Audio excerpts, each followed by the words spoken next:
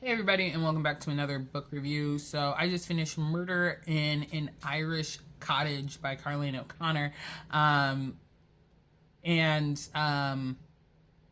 yeah, like I keep talking about this book series just because it's just an easy read book series and I love it.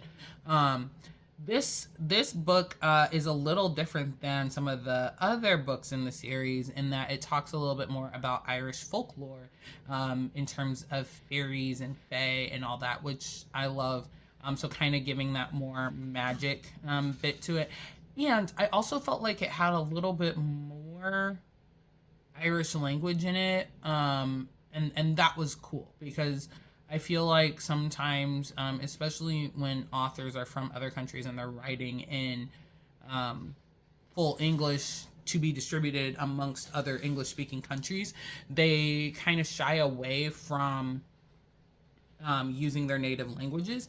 And so it was really cool to have a little bit more of the Irish language kind of written and spoken in this one um, in terms of telling the story of fairies. So as always, with the Murder in the Irish Village series, so this one is again about Siobhan O'Sullivan, who is a guard or a cop, and her fiance gets a call, and as if you've been following or read the books, you know that her fiance is a detective sergeant, and so he gets a call saying like, hey, there's something wrong with your aunt, you need to come out here. And so he's driving out here. When they get out there, realize that the aunt has died, and everybody's like, oh, she may have just passed, but a lot of people in the village believe that she died because there are two fairy rings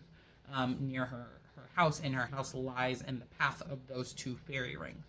And so if you don't know anything about Irish folklore or any folklore around fairies, there are fairy rings. A lot of times they are natural rings, and they usually revolve or are near hawthorn trees. But they can also pop up in other areas. So a lot of times, like if you see a ring of mushrooms, that would be considered a fairy ring, right?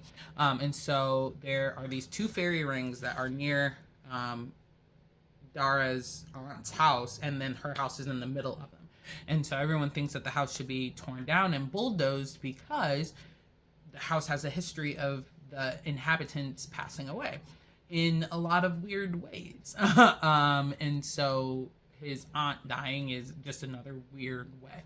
Come to find out, obviously she's been murdered, and so then it dives into the whole murder mystery thing of like who did it and why they did it and all the things. So yeah, as always, love the story, love diving into other characters' families, so that's cool because you get to hear a little bit more about McDara's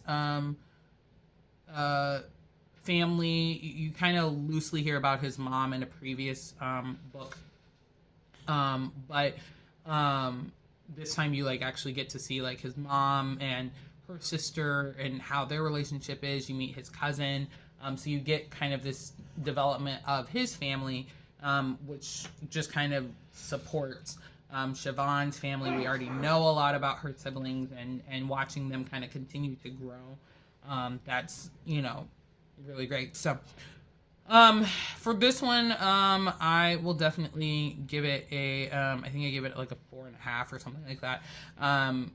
It's in the 4 range. Definitely, like I've said before, the writing just gets better each book, and or the story just gets more or the story gets better.